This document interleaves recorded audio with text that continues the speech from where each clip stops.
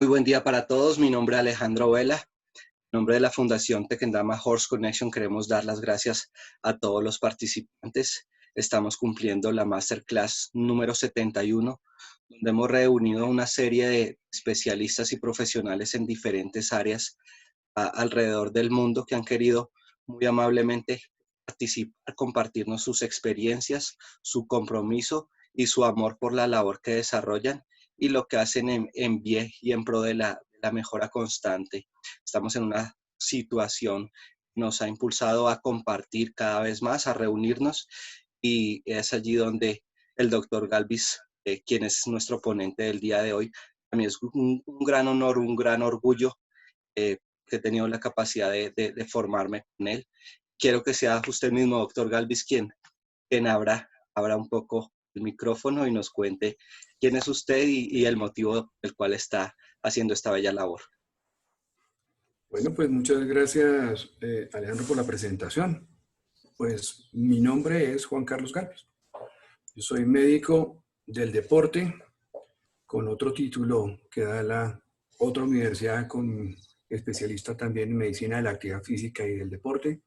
Cerca de unos 30 años de experiencia laboral en diferentes ámbitos de la vida deportiva. Cerca de 20 años trabajando en fútbol profesional en Colombia. Posteriormente dedicado a la prescripción de ejercicio en diferentes patologías. De hecho, cumplí 12 años de estar realizando la jefatura de rehabilitación del Hospital Infantil de San José, en la ciudad de Bogotá también. Soy jefe del posgrado de la especialización médica en medicina, actividad física y el deporte de la Fundación Universitaria de Ciencias de la Salud, lo que me obliga en ocasiones a hacer investigación y lo que me llevó a escribir el manual de atención primaria en deportistas. Eso lleva al manejo del accidente deportivo y lo que se debe realizar en el campo como primer respondiente. Acompañar a Alejandro en la fundación es el único objetivo de esta ayuda y poder pues darles a ustedes conocimientos y aprendizaje y experiencias propias para poder resolver de la mejor manera posible eventos e incidentes que puedan estar ocurriendo en el lugar donde creo que a muchos les encanta estar, que es en el ambiente ecuestre. Entonces, pues... Ok, perfecto, doctor Galvis. Adelante, cuando desee empezar la ponencia, puede compartir su pantalla. Ok, ya hicimos la presentación respectiva. Ahora justo. Entonces, en una hora lo que pretendemos hacer es un mini curso. Un mini curso de primeros auxilios en ambientes ecuestres. ¿A quién va dirigido una charla de primeros auxilios en este medio? Pues a todas las personas que se relacionan con el ambiente ecuestre, desde padres de familia, acompañantes, espectadores, todas aquellas personas que bien o mal quieran ser el primer respondiente. Ese primer respondiente es la persona que está cerquita y quien va a atender con ciertas características y de una estrategia particular a aquella persona que tenga un incidente o un accidente. El objetivo principal en estos casos es identificar la gravedad del accidente y actuar en consecuencia. Acerca de los primeros auxilios, pues muy bien, ¿qué es ese accidente? Es un suceso imprevisto que va a causar un daño. El objetivo principal de la resolución es, primero, conservar la vida de la víctima, asegurar su traslado y evitar complicaciones. ¿Qué se necesita para conseguir esto? Pues que se logre una atención inmediata antes de ser trasladado, y qué mejor que lo haga una persona que tenga un conocimiento básico y especial del asunto. Eso me garantizaría a mí la atención. Para esto yo debo tener presente tres letras que son el PAS. Si siempre me acuerdo, y van a ver ustedes que vamos a hacer un ligero énfasis de estas tres letras mientras estemos enfrentando un incidente, porque pues ellos me van a dar el norte de lo que debemos hacer. El PAS, la P, significa proteger la vida del accidentado y de todos los asistentes, sin olvidar la misma de ustedes, quienes van a ser los primeros respondientes. ¿Qué significa? ¿Qué deben hacer? Hay que tomar el liderazgo de la escena. En un accidente y un incidente siempre debe haber alguien que tranquilice y que controle la situación. Y eso solamente se logra con cierto liderazgo, y lo va a hacer una persona que tenga los conocimientos básicos y esté seguro de lo que va a hacer. Antes de entrar a esa escena hay que evaluar el lugar del accidente. Puede ocurrir que la escena no sea segura y siempre va a ser preferible tener una sola víctima a tener dos o más. Imaginémonos que de pronto tenemos riesgo porque el animal no está controlado, está nervioso, está corriendo, y de pronto al querer yo ingresar a la escena me va a golpear, voy a tener un accidente. Puede ocurrir que la zona haya sido en algún tipo en una cabalgata y estemos en un derrumbe y estén cayendo piedras, que la zona no sea segura. Así que entonces debo siempre evaluar la zona para, antes de ingresar al escenario del accidente, pues poderlo hacer de la manera más segura. Evaluar el lesionado, y lo que debo definir clarísimo es si eso que tiene la víctima es vital, es decir, que pone en riesgo la vida o no. Eso que yo tengo para resolver el incidente. Identificar la severidad del accidente, y es más o menos lo que me significa la P. La A del PAS es avisar. Si yo no soy capaz de comunicarme con el exterior, no voy a tener el segundo respondiente, que va a ser el que pertenezca dentro de esa cadena, que muy probablemente pueda ser la persona de la ambulancia. De pronto es la persona que nos recibe en urgentes. Nosotros en este curso y en este mini curso y en esta charla solamente vamos a ser los primeros respondientes. Debemos informar del accidente a los teléfonos que en nuestras regiones están dispuestos para eso. Tenemos que brindar la ubicación, cuál es la forma de comunicación que tenemos, los requerimientos de la ayuda. En Colombia es el 123, y ahí uno de los reportes que se encuentran en internet acerca de los números en diferentes regiones del mundo. Esos números los tenemos que conocer de memoria, porque es lo segundo que vamos a hacer cuando enfrentemos un incidente. Y por último, socorrer a la víctima.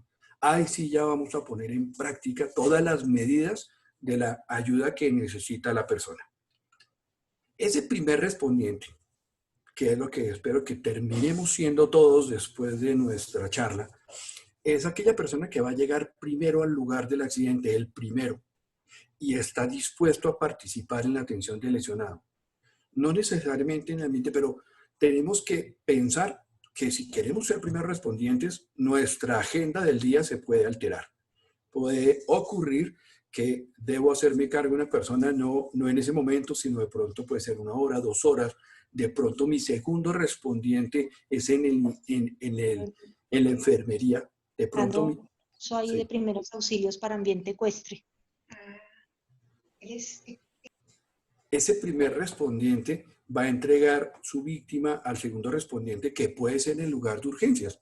Así que el tiempo que va a ser utilizado es indefinido. ¿Qué características debe tener un primer respondiente? Pues puede ser o no un profesional de la salud. Es una persona que quiere hacerlo y tiene la capacidad para liderar un proceso de primeros auxilios. Debe brindarle a la víctima y al entorno, a los familiares, a las personas que están cerca, confianza y seguridad, porque demuestra tener más conocimientos que los demás. Y una voluntad para servir, sentido de solidaridad y mucha calma, como en las imágenes estamos viendo. Vemos hasta el Santo Padre tratando de ayudar en una situación que ocurrió en una de sus caminatas por el mundo. Existen factores de riesgo para cualquier tipo de accidente deportivo, cualquier accidente dentro del ámbito ecuestre. Y esto ha sido estudiado por diferentes entes internacionales. El Instituto Nacional de Salud de los Estados Unidos nos clasifica las actividades ecuestres dentro de este cuadro. Ustedes van a ver que tenemos en el eje de las abajo, tenemos las características de intensidad del componente dinámico que tenemos en todos los deportes, y en el otro, el componente estático. Las actividades ecuestres las encontramos en el segundo renglón de azul. Y ahí entonces, a ver si de pronto hacemos esto para ubicarlos. Uy, perdón.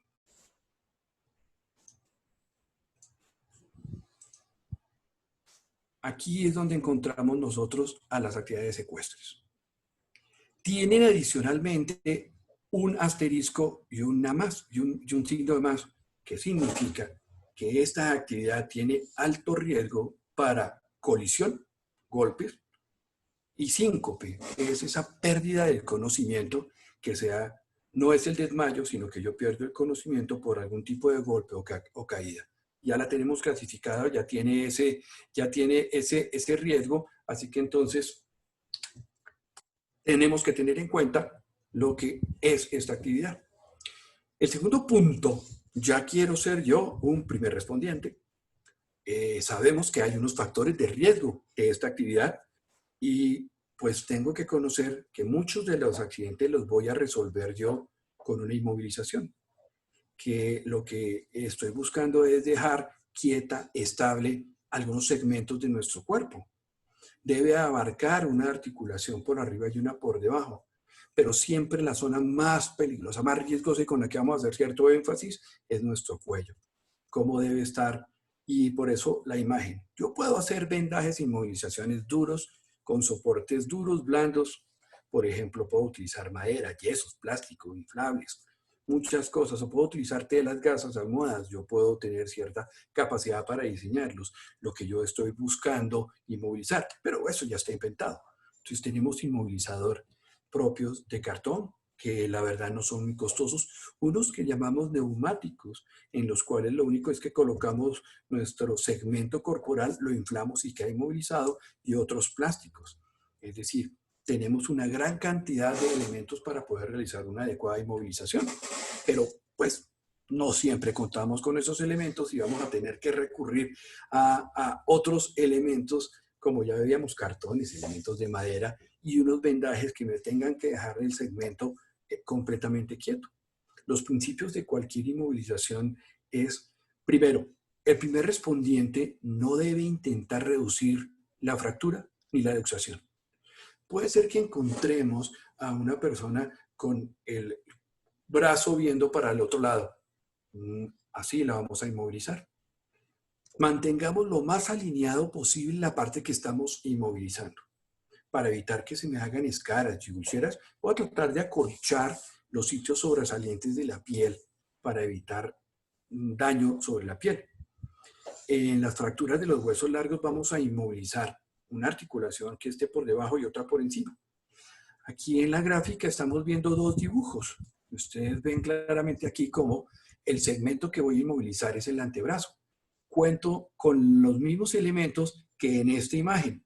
Tengo dos tablas de madera con un vendaje y aquí un cabestrillo, que este vendaje puede ser cualquier tipo de tela que me permita afrontar los dos elementos duros de la inmovilización. Aquí inmovilizo el antebrazo y aquí inmovilizo el brazo. Fíjense que en ambos casos los elementos duros con el que inmovilizo sobran, eran más largos que la inmovilización. Entonces aquí es recordar que esto, ¿en qué sentido tienen que quedar los segmentos que me sobran? Para que no vaya a alterar el proceso de inmovilización. Pero como habíamos hablado, una de las articulaciones más complejas, pues es el cuello. Y el cuello, ustedes como primeros respondientes van a tener que tomar siempre la responsabilidad de manejar la cabeza. Esta es la persona líder del proceso de inmovilización. Cuando una persona, nosotros vamos a ver más adelante lo que es el trauma cervical, en el proceso de la inmovilización, esto es para que lo recuerden, cuando nosotros estamos frente a un trauma cervical o un trauma cráneoencefálico, siempre vamos a tener que pensar que existe una lesión del cuello. En la lesión del cuello voy a tener que tratar de alinear toda esta parte frontal a esto y que la cabeza esté más o menos alineada al resto del cuerpo. Y en ese sitio voy a soportarlo con las manos como las tenemos, como la primera respondiente tiene aquí. Los dedos, los primeros dedos van a estar sobre los pómulos a ambos lados, un dedo por delante de la oreja y los otros sosteniendo todo el cuello. Ella debe tratar de mantener esa posición hasta que el inmovilizador controle los movimientos del cuello. Cuando yo ya tengo esta sección inmovilizada, yo ya puedo pasarlo a una tabla rígida para ser transportado. En esta posición lo que estamos buscando es que el cuello nunca fleje para adelante, nunca se extienda para atrás, ni haga movimientos laterales, ni haga rotación. Con lo cual estamos preservando toda la médula espinal que está pasando por entre esas vértebras cervicales. Luego que yo le he hecho las inmovilizaciones, tengo que estar pensando en transportar y trasladar nuestro paciente, nuestra víctima. Así que entonces, recuerden siempre haber activado el sistema de emergencias. En el PAS, como yo les dije, primero protejo, vi la escena, vi el paciente, activo el sistema y doy la información y ahí entro yo a socorrer. En ese momento realizo la inmovilización respectiva y voy a realizar el traslado del paciente. Mientras estoy haciendo todo el vitales, intentar que personas sin experiencia hagan esto, por eso un solo líder, una sola persona que pueda dirigir a los demás, imponiéndoselo como un líder lo haría. Nunca intentar trasladar a un herido solo. Debemos buscar siempre una persona que nos acompañe, tranquilizar todo el tiempo a los familiares y sobre todo al lesionado y explicándole qué es lo que va a hacer. Pero nuestro lesionado tiene que abordar la camilla. Entonces, el proceso para poder abordar la camilla lo debemos intentar de hacer siempre en bloque. Pueden ser mínimo 2 personas o pueden ser 3 personas que lo que van a hacer aquí es girar a nuestra víctima, la camilla la vamos a meter y a ello ya tengo mi paciente inmovilizado del cuello y sobre la camilla. Ahora ya puedo realizar el transporte. Recuerden que el primer respondiente es el que se nos tiene que estar encargando del cuello y de la cabeza. Aquí el primer respondiente es esta persona que todo el tiempo está pendiente de la cabeza, evitando que se vaya en lateral, en extensión o en flexión o en alguna de las rotaciones. Aquí estamos ilustrando uno de los cursos que hicimos en una de las escuelas ecuestres que hay en Bogotá. Si nosotros sospechamos que la víctima ha sufrido una lesión que afecte la camilla, la columna, debemos transportarlo y moverlo en bloque, es decir, pelvis, tórax y cabeza de la misma manera y con los mismos movimientos, asegurando entonces que la columna no vaya a rotar en ningún sentido. Si no poseemos elementos para inmovilizar, debemos tratar siempre de acolchar y de buscar algo similar a los elementos que conocemos para inmovilizar. En el caso del cuello, las cachuchas son bastante elementos muy útiles porque no solamente nos sirven para cubrirnos del sol, sino que tienen la forma perfecta para que nosotros podamos estar limitando el movimiento de flexión y extensión, y si logramos reunir 2 cachuchas, yo ya tengo un cuello perfectamente elaborado para poder transportar a nuestro paciente. Vamos a pasar a un punto muy básico, iniciando ahora desde lo más grave que nos pueda suceder hasta lo más simple. Así que entraríamos nosotros a una reanimación y lo que es una reanimación básica. Un paro cardiorrespiratorio, el problema del paro cardiorrespiratorio es diagnosticarlo. Y para diagnosticarlo, pues tenemos que tener claro que si es un paro, el paciente, el corazón dejó de latir, por lo tanto, dejó de estar enviando sangre al resto del cuerpo y lo vamos a poder apreciar primero porque nuestro paciente estará inconsciente y segundo porque nuestra víctima no tendrá pulso. Ante el susto de una persona que cae sin conciencia, al parecer desmayado, siempre debo recordar mi paso. Tomo el liderazgo de la escena. Debo controlar la situación, evaluar el lugar del accidente antes de entrar a la escena, evaluar el lesionado.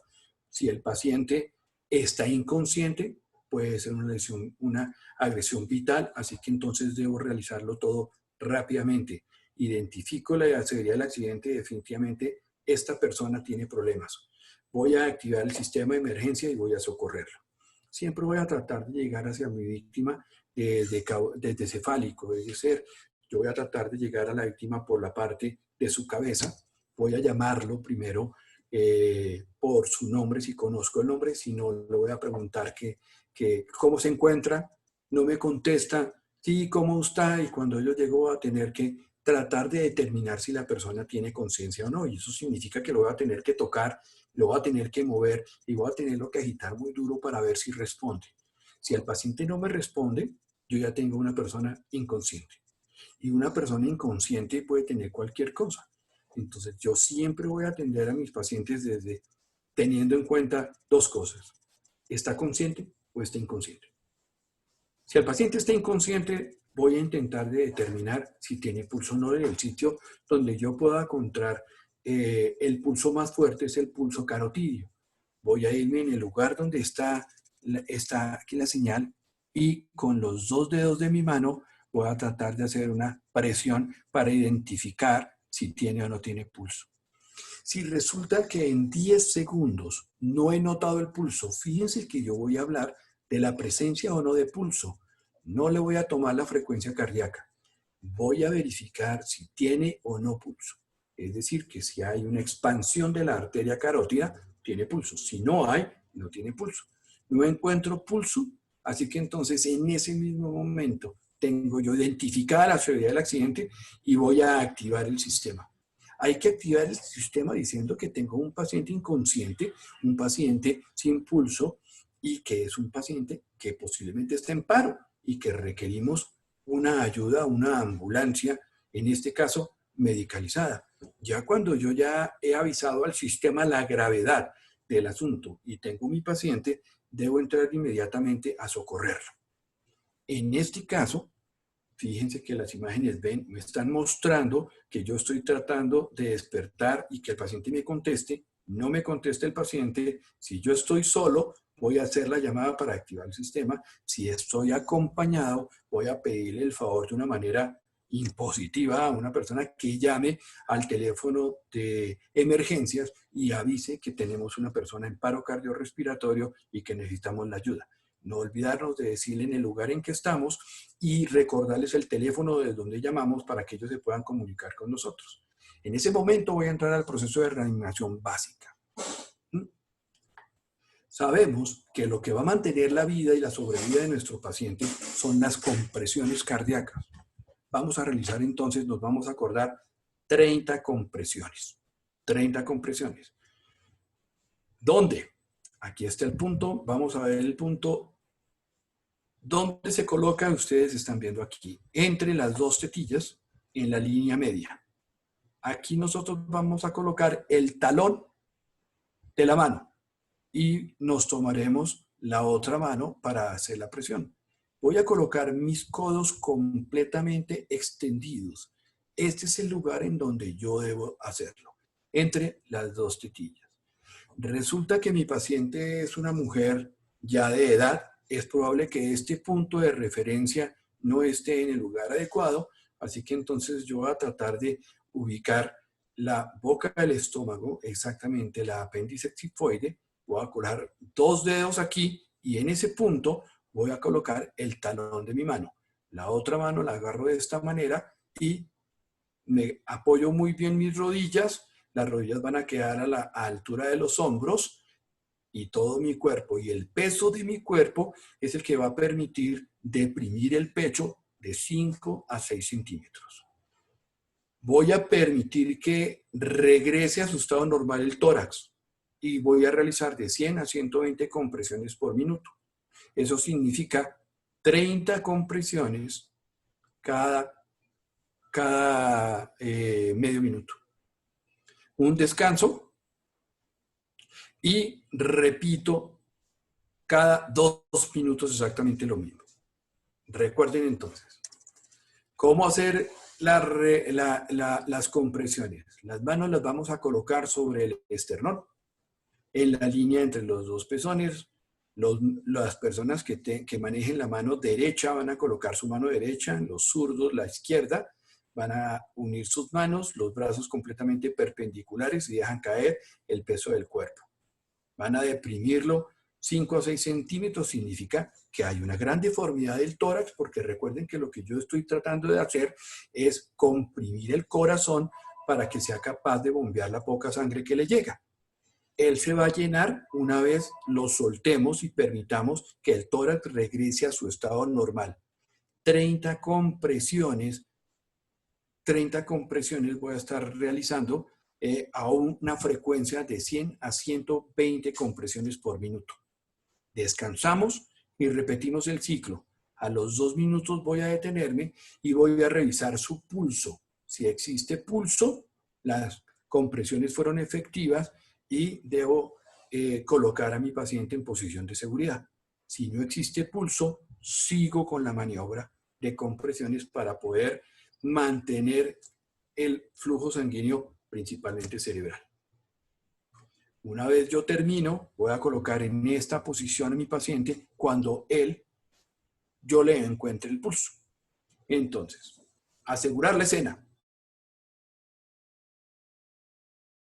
Activo el sistema y verifico si hay pulso, y si hay pulso, posición de seguridad. Si no hay pulso, continúo con las compresiones. Cada 2 minutos voy a verificar el pulso.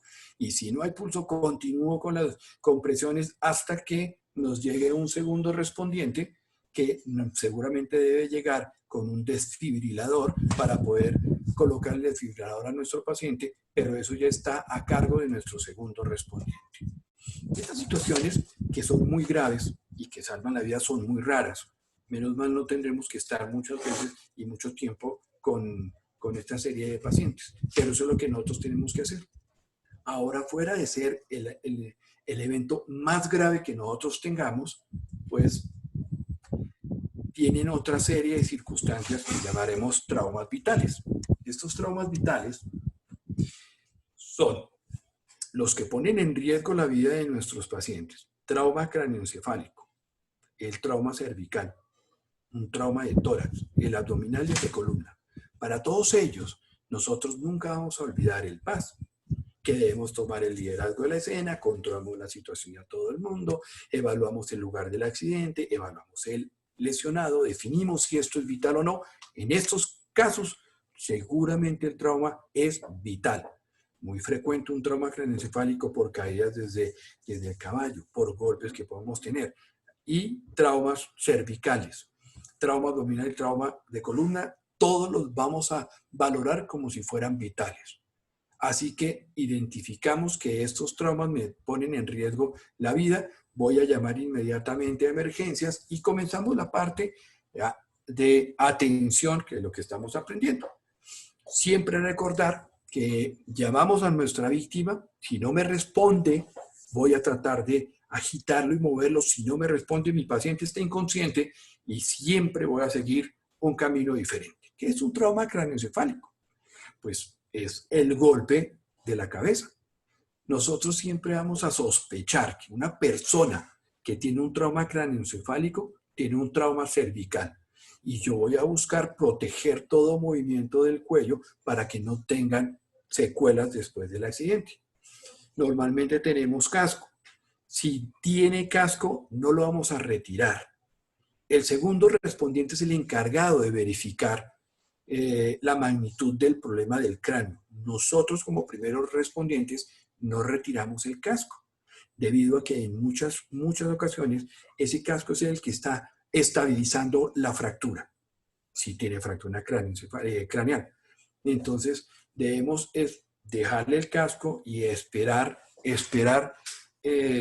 con el casco puesto para realizar las siguientes maniobras. En el trauma craneoencefálico, recuerden entonces, vemos la persona que se nos cayó, que se golpeó y está en el piso. Tengo entonces dos posibilidades. Si el paciente está consciente, me va a responder. Si el paciente está inconsciente, ahorita vamos a verlo. Si el paciente me responde que se cayó y está ahí, pues entonces yo voy a tratar de averiguar todo lo que sucedió en el trauma y le voy a hacer las siguientes preguntas en trauma craneoencefálico. ¿Quién es? ¿Dónde está? ¿Dónde está? ¿Qué día es hoy? Tratamos de ver la orientación que él pueda tener, porque cualquier alteración de eso ya me está diciendo que tiene un efectos en el cerebro. Le debo preguntar qué sucedió. ¿Qué sucedió ahorita? Y así entonces estamos viendo si de pronto tiene una cosa que llamamos amnesia retrógrada. Y debo preguntarle en qué llegó, cómo llegó, para saber un poquitico más atrás de la memoria. Si su expresión facial es confusa o tiene algún tipo de alteración en el balance y en los movimientos, estos son parámetros que debe, de todas formas, nos obliga a que sea evaluado por otra persona especial para que pueda resolver su problema. El trauma parece no ser grave en ese momento, pero con cualquiera de estos signos tiene pérdida de memoria, está desorientado, tiene expresión confusa o problemas de coordinación, tiene que ser valorado. Ahora, resulta que después que se cae, lo llamo, lo agito, el paciente no responde, pues el paciente está inconsciente. Y si el paciente está inconsciente, yo debo ver la gravedad del asunto.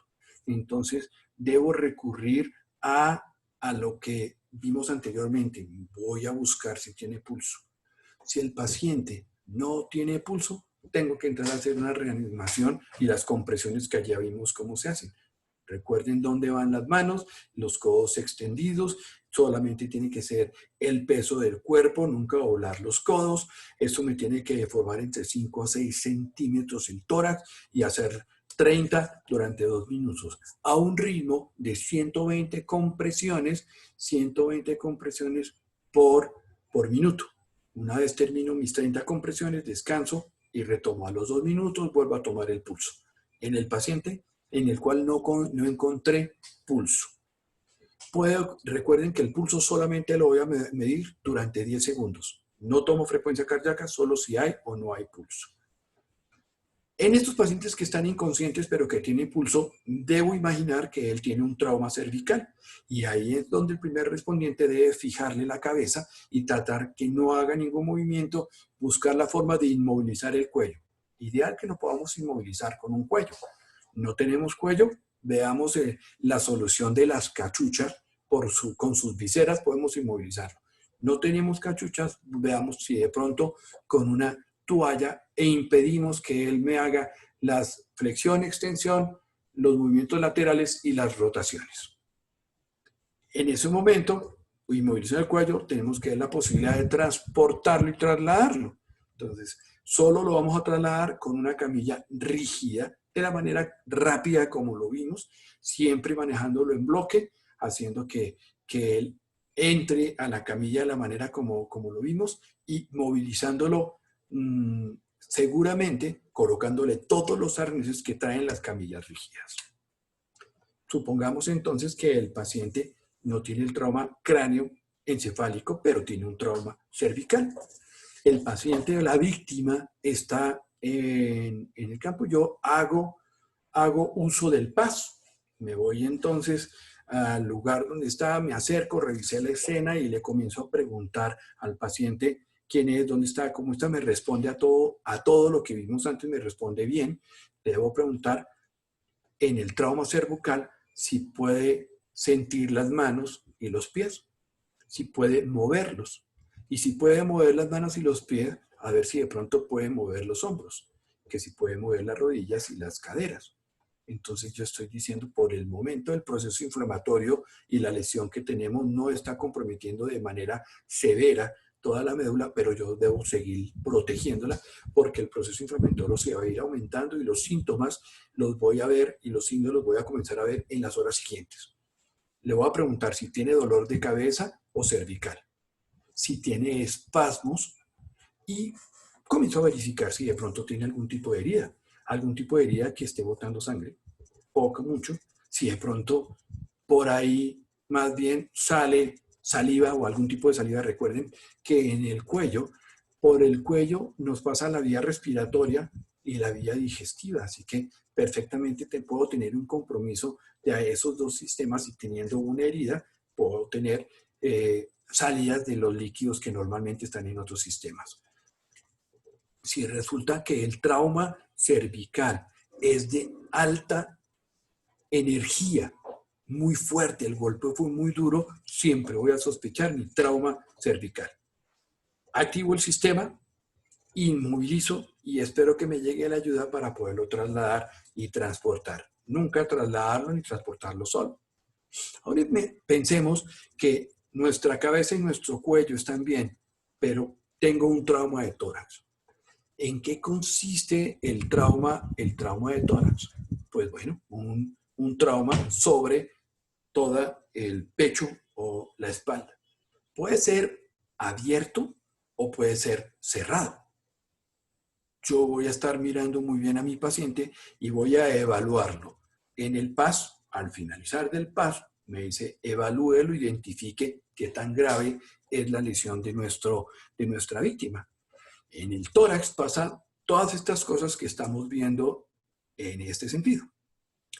La más simple, una contusión de la caja torácica en donde solamente va a tener un dolor, edema y algún de pronto morado. No parece nada grave, no hay ningún síntoma grave, así que entonces es de fácil resolución. Puedo tener una fractura de una costilla. El dolor, el edema y puede ser severo y puede haber hasta deformidad. Gracias a Dios las costillas están pegadas una a la... Cuando yo tengo más de 3 costillas rotas, que me va a producir un tórax inestable. Inestable significa que cuando se está expandiendo todo el tórax, la parte fracturada no se expande y tiene un movimiento asincrónico. Esa inestabilidad ya va a tener consecuencias y efectos sobre el sistema respiratorio y él va a comenzar a tener problemas de respiración que puede llevarlo hasta la inconsciencia. Puede ocurrir que nuestra fractura de la costilla no haya sido hacia afuera, sino hacia adentro y haya producido una lesión sobre el pulmón. Y esto me puede llevar a un neumotórax que puede ser muy, muy grande, que deje inservible hasta el mismo completamente el pulmón. Esto va a ser supremamente grave y ante ese tipo de deformidad, el dolor y principalmente uno de los signos es que yo no oigo respiración en esa zona. Normalmente oigo un murmullo, lo oigo. Cuando no, tengo que sospechar un neumotórax. Ahora, puede ser que la costilla también haya roto la piel. Entonces voy a tener un neumotórax abierto y la herida va a soplar. La herida va a silbar, va a botar aire y puede sonar y puede botar un poco de líquido. En todas las heridas yo debo evitar que se me contaminen. Así que entonces, en esos casos que son alarmantes y pues son graves, en realidad yo lo único que tengo que colocar es una gasa limpia. Una gasa limpia que me actúe como válvula, que permita que el aire salga, pero no que entre.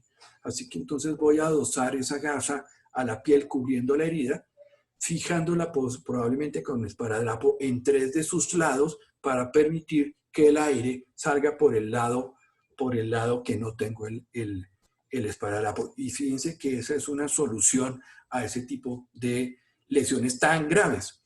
Puedo llegar a tener un taponamiento cardíaco, un neumotórax y poner en riesgo la vida del paciente en segundos. Ese es el trauma abierto, que puede ser muy simple hasta algo que puede cobrar la vida de la víctima en minutos. ¿Qué hacer? Hablamos en este caso de mirar, escuchar y sentir, porque debo escuchar si el pulmón está funcionando, mirar si de pronto está sangrando o está botando algo más y en ocasiones poner las manos para poder sentir ese murmullo y que el tórax esté expandiendo sincrónicamente. Si el paciente está consciente, pues entonces le voy a preguntar a él qué siente y cómo se siente. Le voy a preguntar todo el proceso del accidente luego de haber llamado y activado el sistema. Pero si el paciente, si está consciente, lo vamos a acostar en la posición de seguridad. Y lo vamos a acostar en posición de seguridad contra el piso, el lado afectado. Pues recuerden que los pulmones funcionan llenándose de aire. Si yo coloco el lado bueno contra el piso, va a tener dificultades para expandirse y le voy a estar teniendo limitaciones en la respiración. Trauma de tórax con heridas, siempre lo voy a hacer que se me recueste del lado de la lesión. Miro muy bien cómo respira. Si el paciente está consciente y está respirando bien, yo lo voy a hacer que se me siente con una ligera inclinación, y si está respirando mal, voy a hacer que se me recueste del lado afectado. Miro si hay heridas o no. Recuerden que vamos a tener heridas en donde me pueden estar soplando, botando líquido, botando sangre. Lo que yo voy a tratar de hacer es cubrir la herida, esperar a que me llegue el segundo respondiente con una herida cubierta y con un paciente que yo estoy esperando que esté tranquilo y vigilándolo y monitorizando para que él no entre en una inestabilidad que tenga que entrar a hacer otras cosas. El trauma de abdomen tiene más o menos las mismas características que el trauma de tórax. Voy a tener un trauma cerrado, sin heridas, o un trauma abierto, con heridas. La complejidad y lo grave va desde lo cerrado hasta que esté abierto. Y podemos estar tan abierto con exposición de lo que tenemos afuera, llamamos exposición de vísceras, y eso es supremamente espectacular, es terrible y pone nervioso absolutamente a todo el mundo. El trauma cerrado puede ser desde una contusión abdominal que solo produzca un pequeño dolor, o puede ser que nos produzca orín con sangre. Eso lo voy a ver después, pero hasta ese punto puede llegar. El trauma abdominal puede tener una cosa muy grave que se llama la fractura de pelvis. Dentro de las valoraciones que yo tengo, el paciente me va a estar diciendo que tiene un dolor severo en la cadera. Y una forma muy fácil de determinar la estabilidad de la cadera es tomar las caderas de ambos lados y hacer una ligera presión. Eso normalmente no duele. Si produce dolor, tengo que estar sospechando una fractura de pelvis. El abdomen puede llenarse de sangre, puede llenarse de aire, y él puede ser abierto con exposición de vísceras. Lo que siempre vamos a hacer con ello, recuerden, tengo un paciente consciente, voy a tapar la herida, cubrir la herida y la mayor cantidad de cosas que tenga para cubrir, y vamos a esperar a que llegue nuestro segundo respondiente. Siempre pensar si el paciente está consciente o no. Si el paciente está inconsciente, recuerden, tomo pulso. Si no hay pulso, hago reanimación. Si hay pulso, posición de seguridad y esperamos. Si no tiene pulso, recuerden, hago la reanimación, como ya hablamos. No olvidar las compresiones que tengo que hacer durante 2 minutos. A los 2 minutos vuelvo a tomar el pulso a ver si hay pulso, y las compresiones siempre tienen que ser en esa posición. Brazos extendidos, el talón en el esternón, dejando caer el pecho y deformando 5 a 6 centímetros el tórax.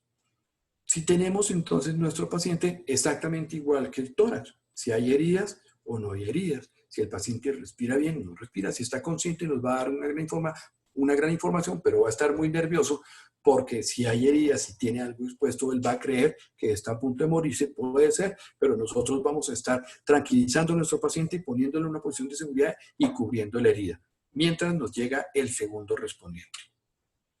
Los traumas de columna se manejan más o menos igual al trauma cervical. El que puede presentar, pues puede presentar unas fracturas de costillas. La columna puede llevar a tener hernias discales, heridas, luxaciones o subluxaciones de la vértebra y, ¿por qué no?, secciones de la médula. Siempre verificar si el paciente está consciente o inconsciente. Si la víctima está consciente, lo vamos a tranquilizar, le vamos a preguntar, como ya dijimos, todo lo que tenga que ver con su orientación, qué le duele, cómo está, qué se encuentra, qué puede mover, qué no puede, ¿cierto? Buscamos la localización del sitio de dolor, como es la columna. Yo voy a pedir que si siente las extremidades, si mueve las extremidades, si lo hace, pues el riesgo es menor. Si no lo hace, tranquilizar al paciente. Debo esperar, manejarlo siempre en bloque para no tener problemas en el momento del traslado y el transporte. Si la persona está inconsciente, entonces ya sabemos que debemos activar el sistema y rápidamente pensar en el traslado del paciente, luego de tener inmovilizado a nuestro paciente. Si el paciente está inconsciente, no vimos cómo fue el accidente, pensar en que debo también de todas formas inmovilizarle su cuello. Para los traumas no vitales, que estos sí son los que vamos a ver muy frecuentemente, no debe ser distinto el que yo tome mi actitud de liderazgo, controlar la situación, evaluar el lugar y el paciente, definir si es vital. Ya sabemos que estas no son vitales, no ponen en riesgo la vida del paciente, así que entonces eso debo informar en el momento de activar el sistema y tratar de socorrer a nuestro paciente. ¿Qué tenemos dentro de todas las lesiones no vitales? Desde contusiones, chichones, golpes, los calambres, desgarros musculares, el esguince, que es la distensión de los ligamentos, fracturas, las luxaciones, o puede ser simple fatiga y deshidratación. Los esguinces. Los esguinces entonces son lesiones de los ligamentos en donde una articulación tiene un movimiento brusco y el ligamento se distiende, puede romperse una parte del ligamento, 25-50%, y en ocasiones se rompe completamente y da lugar a las luxaciones. El esguince más frecuente es el esguince de tobillo. En las caídas, por ejemplo, de caballo, el esguince más frecuente es del hombro. Manifestar con dolor, va a haber inflamación o edema, se puede poner morado y definitivamente limitación a la movilidad. En ese lugar, como primeros respondientes, vamos a utilizar simplemente el RICE, que es el reposo, algo frío, elevar el miembro y hacer una ligera compresión para que no siga inflamándose. Esa compresión es simplemente contener el proceso inflamatorio, principalmente con temperatura fría. Podemos sospechar fracturas si el dolor va aumentando y siempre pensar que vamos a tener remisiones a urgencias. Si el dolor se mantiene o es agudo, es necesario que hagamos la remisión a urgencias. En urgencias se toma un criterio completamente diferente. Nosotros lo único que vamos a hacer son inmovilizar a nuestro paciente y hacer el RICE. Fracturas son cuando se nos rompen los huesos. Miren los tipos de fractura que podemos encontrar. Una fractura transversa, en donde pues las diferentes fracturas tienen que ver de dónde se aplicó, de dónde proviene la fuerza y la fuerza que se le aplicó al hueso. Una estructura rígida, una estructura semirrígida y que soporta grandes cargas. Tenemos fracturas lineales o longitudinales, oblicuas. Tenemos oblicuas desplazadas en espiral, en tallo verde, con minutas, y cada una de ellas tiene un tratamiento definitivo distinto. Algunas son quirúrgicas y otras no. ¿Qué vamos a hacer cuando sospechamos una contusión grave que probablemente tenga una fractura o no? El lugar, normalmente una fractura nos va a producir una pequeña, hasta grandes deformaciones del hueso. Y eso, si mientras más deformado, más evidente. El dolor no va a relación con el trauma. Yo puedo tener mucho dolor con un pequeño esguince o puedo tener poco dolor con una fractura. Pero es claro que el segmento que está fracturado se va a mover solo y ese movimiento nos va a alertar a nosotros que tiene una fractura. Ahí puedo yo detectar el mecanismo de elección. Un trauma rotacional que se ejerció sobre cualquiera de los huesos, es probable que lo haya lesionado. Con las fracturas y los segmentos debo tener también en mente que pueden ser abiertas. El problema de las lesiones de las fracturas abiertas es que se nos pueden contaminar y se nos pueden infectar. Eso significa que debo hacer el socorro más rápidamente. Las lesiones cerradas no se me infectan, pero también deben ser trasladadas y llevadas al lugar apropiado del segundo respondiente. Si la lesión es abierta y tiene hemorragia, debo controlar el sangrado. El sangrado principalmente se controla haciendo una pequeña hasta fuerte compresión en la zona del sangrado. Puedo utilizar vendajes compresivos. Si no hay hemorragia, pues lo único que voy a hacer es inmovilizar, como ya vimos. Tengo elementos rígidos y elementos blandos para realizar las inmovilizaciones de diferentes segmentos. Existen inmovilizaciones diferentes para el cuello, diferentes para el hombro, codo, la muñeca y los dedos, diferentes para la cadera, rodilla y tobillo. Cada articulación tiene una manera propia de hacer la inmovilización. En el caso de nosotros, en esta charla, simplemente es que no se mueva el segmento que duele. Y voy a utilizar un medio duro para evitar que se mueva. Lo voy a sostener con un medio blando sin nunca hacer torniquete. Y eso, mientras no se mueva el segmento fracturado, no duele. Si siente inestabilidad o se mueve, va a haber más impresión que dolor, pero entonces el paciente va a tener disconfort y molestia. La localización, pues tiene mucho efecto en el proceso de inmovilización y de traslado. Si yo tengo una localización en los miembros superiores, es probable que pueda trasladar al paciente caminando. Si el paciente tiene una lesión en los miembros inferiores, voy a tener que recurrir a otro tipo de movilizaciones para poderlo mover hasta el lugar donde lo van a atender. Entonces, inmovilizar de la mejor forma significa que no se le mueva sin que yo vaya a comprometer su paquete vascular ni nervioso, sin hacer torniquetes, sino que única y exclusivamente evito que la lesión se me mueva y rápidamente lo llevaré a un sitio de urgencias donde lo van a atender.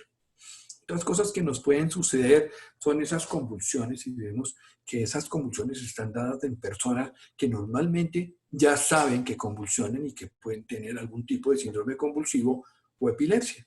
Ellos van a perder el conocimiento. Puede la convulsión tardar muy poco o puede tardar mucho tiempo y eso es preocupante. Normalmente tienen movimientos incontrolables de uno o varios grupos musculares. Vemos entonces que puede tener unas contracciones tónico y clónicas que hasta lo pueden hacer mover, botar espuma. Vemos que los movimientos de los ojos son rápidos, pueden hacer sonidos extraños y en ocasiones pueden perder el control de sus esfínteres. Pueden, pues, orinarse o defecarse y eso pues obviamente nos está diciendo que está en un estatus convulsivo que debemos tratar de solucionar. No vamos a evitar nosotros que él siga moviéndose. Lo que vamos a tratar es de evitar que se golpee con las cosas que están alrededor. Nunca, pero nunca traten de quitar la lengua de sus dientes y bajo la premisa que es que se puede morder la lengua. Pues después puede ser que pierda la lengua y ustedes pierdan el dedo con el que quisieron colocar la lengua en su lugar. Ante esto, no se les olvide activar el sistema y el tiempo que va a tardar la atención es el tiempo en que dure en llegar la ambulancia. Mientras tanto, y si pasó la convulsión, entonces lo va a colocar en posición de seguridad. Esta es la posición de seguridad. De esta manera es que yo lo voy a llevar apoyándome de la rodilla flejada y trayéndolo para el lado donde están ustedes y dejándolo en esta posición, porque esta posición es segura, ya que si la persona vomita, la persona va a vomitar hacia el exterior y no va a tener una broncoaspiración que puede complicar muchísimo el cuadro. La posición de seguridad es tratando siempre de evitar la broncoaspiración.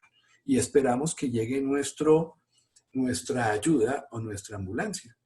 Recuerden no evitar, no controlar los movimientos del paciente, deje que la persona las haga sin ningún problema, evitando que se golpee alrededor, no coloque objetos en la boca y esperamos hasta que llegue nuestra ayuda. Las heridas, que también son muy frecuentes, pues existen de muchos tipos. Aquí quiero hacer mención de las más frecuentes. Una herida puede ser así, solamente punzante, profunda, y voy a suponer, en la piel la voy a ver de esta manera, y supongo que la pudo haber producido algo como un destornillador. Pueden ser así biseladas, en donde se pierde cierta cantidad de tejido, como hechas por un cuchillo. Pueden ser así, en donde se pierde mucho tejido, son más grandes, más graves, las veo así como si las hubiera hecho un martillo, o pueden ser muy superficiales, con gran sangrado, gran ardor, como si las hubiera hecho un raspador. Eso, entonces, nosotros vamos, igual que en cualquiera de las demás incidentes, a asegurar nuestra área, vamos a ver la herida, debemos retirar la ropa para poder apreciar claramente qué es lo que sucede. Normalmente sangran mucho, debo principalmente limpiar la herida y hacer la comprensión para ver si está comprometiendo algo particular. Voy a tener en cuenta la localización. Si está cerca de arterias, si está cerca de paquetes nerviosos, pues el asunto puede ser más grave. El sangrado, si el sangrado está ocurriendo muy suavemente, podríamos pensar que se comprometieron las capas superficiales o de pronto un vaso sanguíneo como una vena, también el color de la sangre. Por el contrario, si la herida, el sangrado sale lejos de una sangre más clarita, entonces voy a pensar que la herida es de un vaso sanguíneo, pero arteria, eso es más grave. Normalmente ocurre esto cuando las heridas son profundas. Tener en cuenta otros compromisos que, además de comprometer la piel, de pronto la herida me compromete músculo y hasta hueso, entonces se me va a acelerar el proceso de contaminación. ¿Qué voy a hacer ante las heridas? Si están sangrando, la compresión con una gasa para evitar que sangren, un vendaje compresivo. No hacemos torniquetes. Es probable que un segundo respondiente, una persona más entrenada para este tipo de lesiones, sí pueda estar haciendo un torniquete, pero ya tenemos una técnica precisa y establecida para la realización de los torniquetes. Evitar que se me contamine cubriendo con material limpio, ideal, material aséptico, y lavar las heridas con abundante agua para evitar y quitar de pronto suciedades o mugre que pueda haber tenido el lugar donde estaba el paciente o la víctima. Tenemos heridas muy sencillas, alarmantes, como esta, que es claramente requiere una atención en urgencias para afrontarla con medios quirúrgicos. Son muy alarmantes, como ustedes ven. El golpe nos produce dos heridas, una aquí, esta es la herida que más sangra. La sangre es bastante llamativa. Al limpiar la herida y al contener la sangre, vamos a reducir mucho el espectáculo y el nerviosismo de todo el mundo. Una cosa que nos puede suceder no solamente en nuestro espacio y en nuestro ambiente puesto, sino en cualquier lugar, y es la obstrucción de la vía aérea. Normalmente sucede cuando nosotros estamos comiendo. Y comiendo significa que un pedazo de comida se fue por la vía respiratoria. Entonces, lo primero que nosotros vamos con nuestra persona, la persona nos va a decir que se está tragando con su cara, es decir, que está atragantada. Y hay que ver si la persona puede hablar un poquito, la lesión es leve. Entonces, de acuerdo a recomendaciones de la Clínica Mayo, yo voy a utilizar las palmadas en la espalda para obligar a que haya un cambio y un estímulo diafragmático para obligarlo a toser y que nos saque el objeto que tenía. Si el paciente mejora, resuelto el problema y hacemos el seguimiento hasta que se recupere completamente.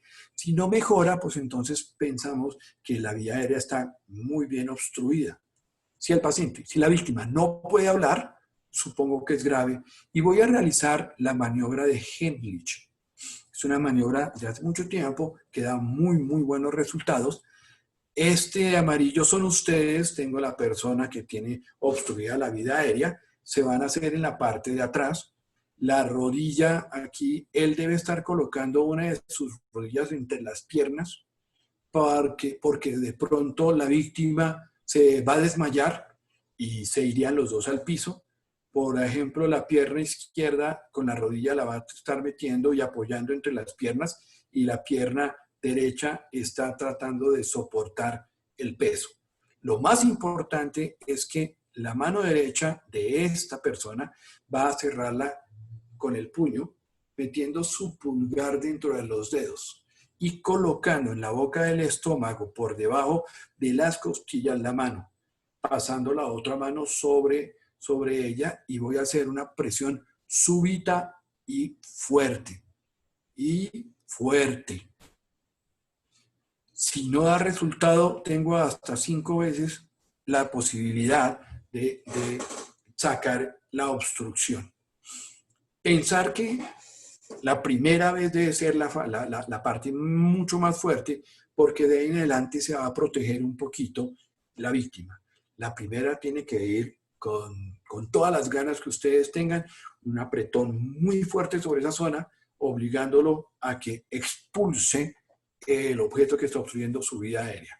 Si mejora, lo resolvieron, y si no, tienen 5 veces. Recuerden que él no va a estar respirando. Si resulta que el paciente no puede respirar, se va a desmayar, y se va a desmayar y va a perder la conciencia. Y ahí entonces ustedes van a tener que medir el pulso.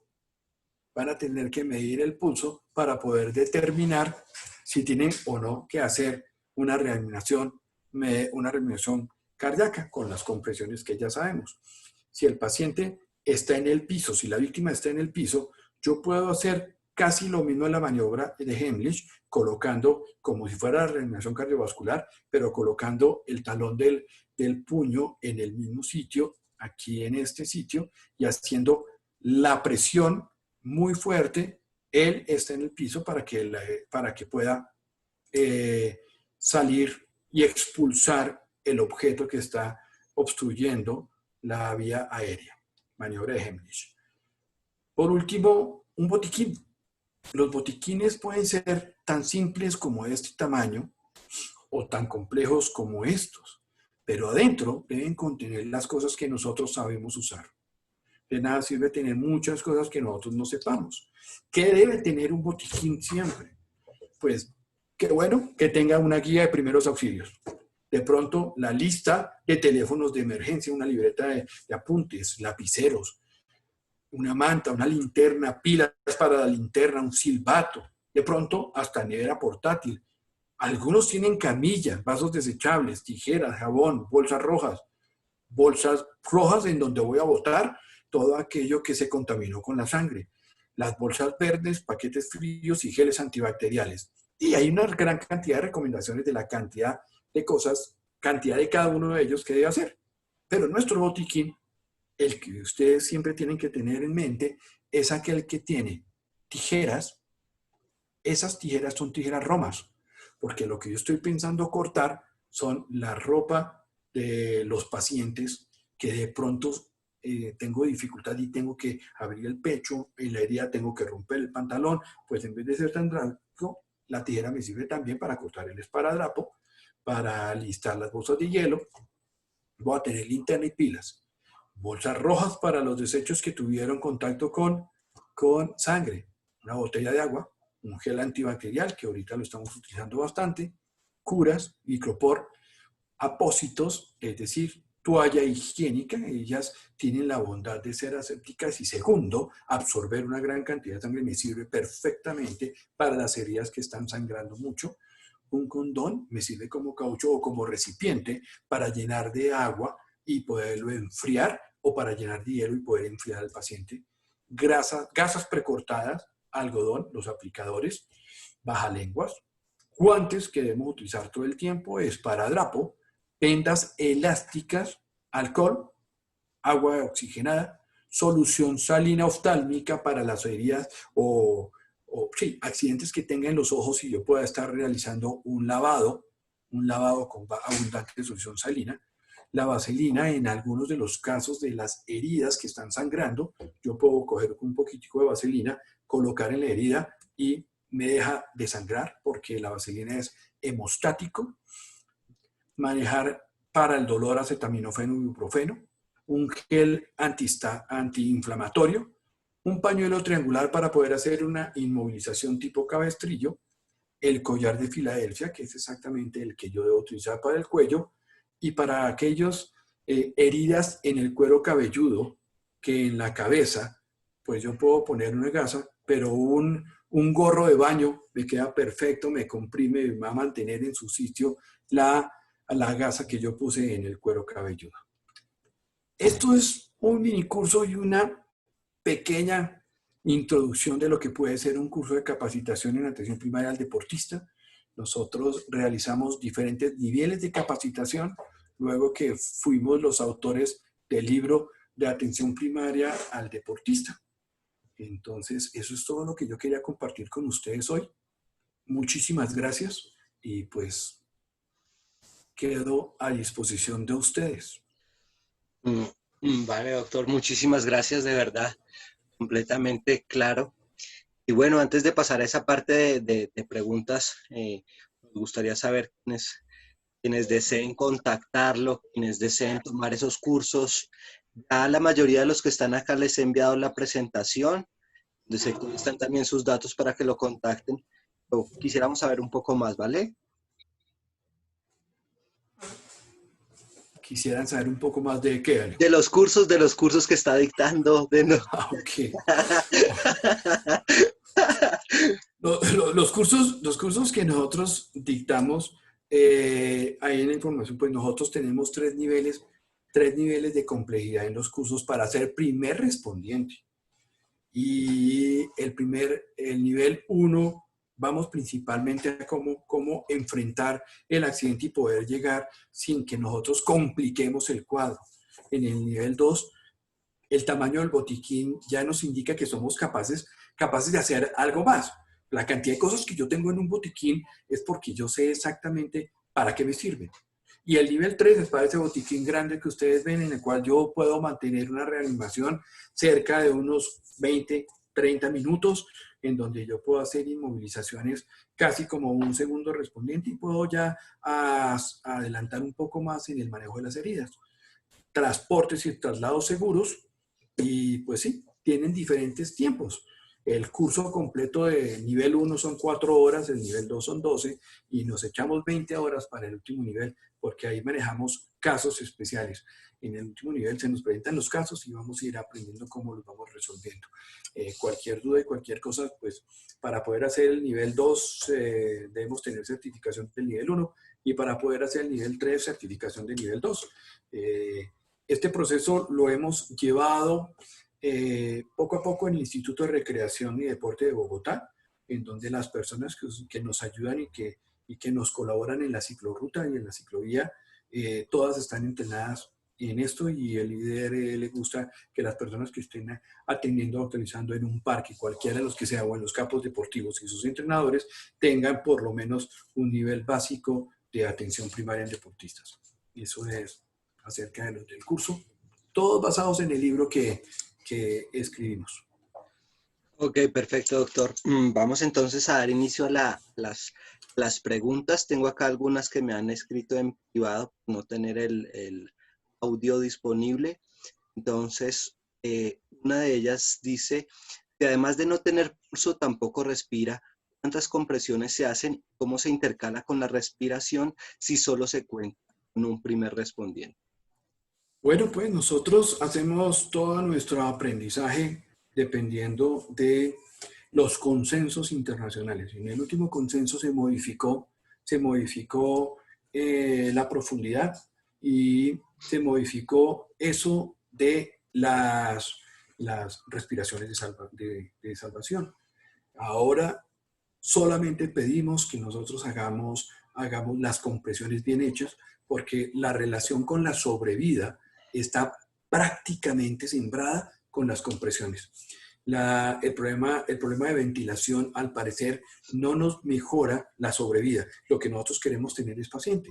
Así que entonces nos hemos ido empeñando, y lo que dice la literatura y los nuevos consensos de la AHA, que es la American Heart Association, que es la que nos da a nosotros los cursos de primeros auxilios, y parece como que la primera persona que nosotros atendemos de todas las recomendaciones ha dicho que nos centremos única y exclusivamente en las compresiones. Solamente que las hagamos bien y que nos centremos en hacer las compresiones, y cuando las compresiones estén siendo mal hechas, entonces necesito una persona que me reemplace. Al parecer, después de 4 ciclos no soy capaz de sostener el mismo ritmo ni la misma depresión que debo hacer en el tórax, y eso trae consigo una mala compresión, disminuyendo la sobrevida de los pacientes. Así que no recomiendan ahorita hacer las respiraciones. Si en dado caso creemos que ese es un buen punto, ya tenemos dispositivos que evitan completamente el contacto del primer respondiente con la víctima. Y esos dispositivos son una especie de máscaras en el cual yo no voy a tener ese contacto que ustedes ahorita saben que es de altísimo riesgo. Entonces, nos aseguramos de solo las compresiones y así evitamos también el contagio en otra vía. Ok, perfecto, muchas gracias. Esta siguiente pregunta sí la tengo yo, y vi que dentro del botiquín menciona un par de medicamentos como el ibuprofeno o el acetaminofén. Cuando nos hacen las auditorías, lo primero que nos dicen es que debemos sacar cualquier tipo de medicamento. Cuéntenos un poco sobre esa parte. Eso es cierto. Nosotros sabemos que cuando tenemos un botiquín fijo en la pared, que nosotros estemos manejando en cualquiera de nuestros centros, debe cumplir, por pequeño que sea, toda la reglamentación de la 1308, que eso significa que yo debo hacer un inventario, debo llevar marcados, semaforizados los medicamentos, debo tener el día en que se compraron, hasta cuándo están vencidos, indicaciones claras. Eso complica, y eso normalmente lo realizan enfermería. Entonces, si yo voy a tener un botiquín que tengo en el sitio, debe seguir toda la reglamentación. En el botiquín pequeño, un acetaminofén y un ibuprofeno no va a ser auditado. En los botiquines portátiles no van a ser auditados, y en cambio sí me va a quitar a mí un dolor de cabeza. Eso es.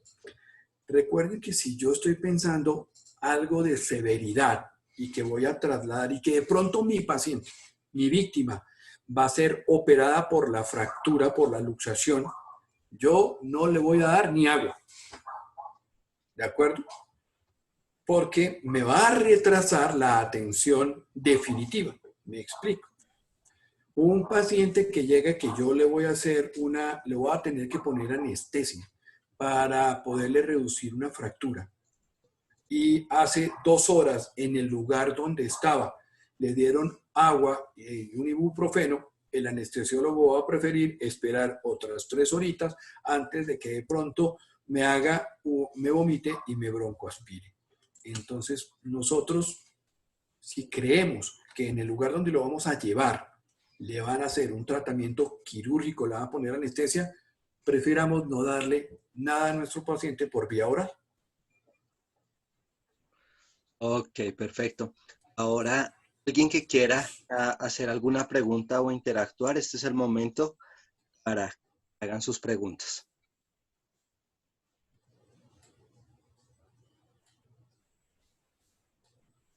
No sean tímidos.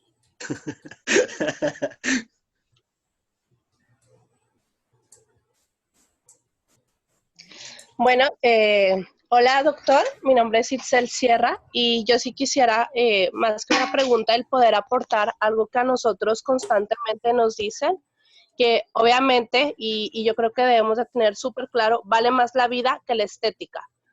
Porque sí me ha tocado ver, ejemplo, a personas que en este caso dicen, no, es que la compresión no se la voy a hacer tan fuerte porque pues puedo llegar a fracturar. Entonces, pues no.